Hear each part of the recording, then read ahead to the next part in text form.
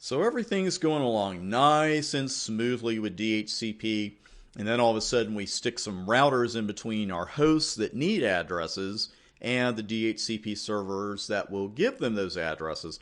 And our nice clean process just got a little bit messy because routers don't forward broadcasts. And as we saw in the last video when we did the DHCP process walkthrough, the entire process is dependent on broadcasts. Broadcasts are like oxygen to DHCP. So to solve this problem, we need a little help from a command called IP helper address. And what this does, it allows the router to serve as a DHCP relay agent by changing some IP addresses. So if we're changing some IP addresses, you and I as network admins better know what's going on there. The helper part, that's where the help part comes in, because the router can take this incoming broadcast and make two major address changes to that packet. First off, the source IP address is changed to that of the router interface that received the packet. And in this case, I didn't number them here, but it would be this interface facing the host. So that's a little interesting. We'll see why it does that in just a moment. Here's what we're most interested in right now. The destination IP address of the packet is changed to the IP address of the DHCP server. So since that destination address is no longer a broadcast, the router can route it. Yeah, see what we did there?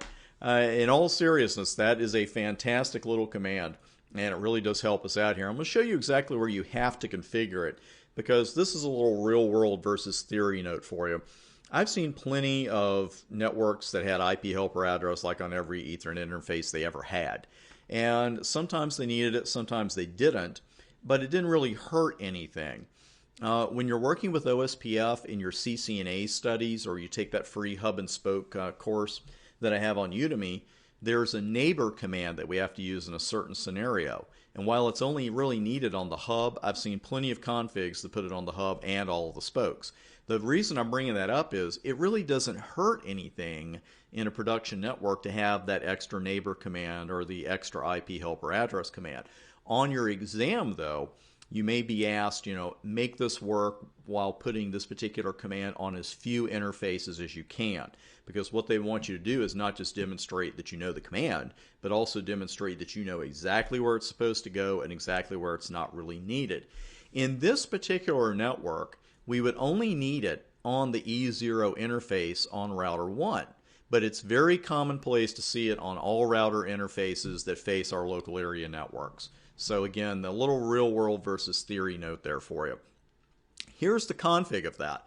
And it's simply IP helper address 172.23.23.100 because that's the IP address of our DHCP server. And again, let me bring the router up here actually and just show you. Now these are all the choices when you put in IP and then question mark. So we don't need to know all of these for the exam, thank goodness. But if we put in IP helper address, there really are no options here. Let's just say it was 172.23.23.100, and you can see that's the command, that's it. We really don't have any other options for it. So I've got that here for you on the board, and here are the source and destination IP addresses of a Discover packet as it comes in on Ethernet 0 of router 1. Well, of course, the source IP address of a Discover packet is always going to be what? It's always going to be all zeros because this host does not have a source IP, IP address to use as the source. That's why it's going through DHCP in the first place. We also know that the destination address of that message is going to be 255 4 times. So the router here with the IP helper address command correctly configured is going to change both of those addresses. The packet source will become 172.12.123.1, which is router 1's Ethernet 0 interface. And the destination is changed to 172.23.23.100, the DHCP server itself. So again, we've got two changes in that scenario that we should be aware of. The source is all zeros, and here the destination is all 255s, and both of those will be changed by the router. Now, when the DHCP server replies with an offer, the router will see that the message is destined for an interface on the router itself, because the destination is now going to be 172.12.123.1. That's a tip-off to the router that this is a DHCP message that needs to be relayed, so it sets the destination address to all 255, and then it's relay away. That's it. So that's the entire process right there. And again, it's the IP helper address command, and while it wouldn't have killed anything if we put it on all the Ethernet interfaces on the router, get in a habit of just putting it on the ones where you need it, and that's facing the host. Now, in networking, of course, the solution tends to lead to another question. The question that a lot of you probably have right now is, well, what if I have more than one DHCP server on the network? What can I do then? Well, what you can do then, my friend, is configure multiple helper addresses. They do not, one is not going to overwrite the other. You can put more than one.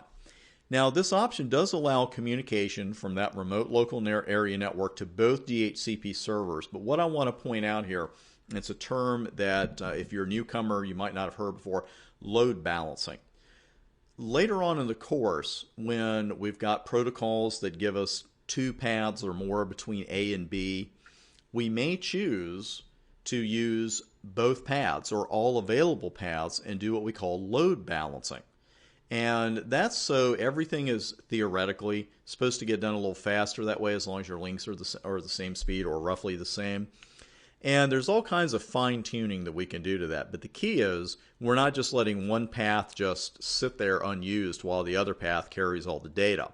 Now, the reason I'm bringing that up here is that this doesn't really balance the workload automatically when you put more than one helper address. It's not going to send half of the requests magically to .100 and then the other half to .120.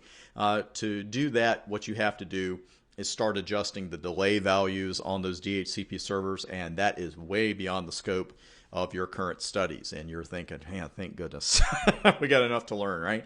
But just keep in mind, it's great that you have more than one server there. You can use more than one helper address, but you're not doing any kind of real workload balancing there. We've got to leave something for you to look at later.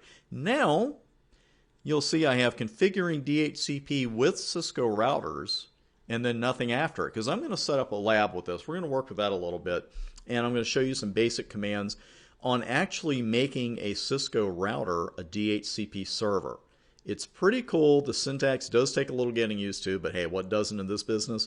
And we will jump right into that at the beginning of the next video. See you there.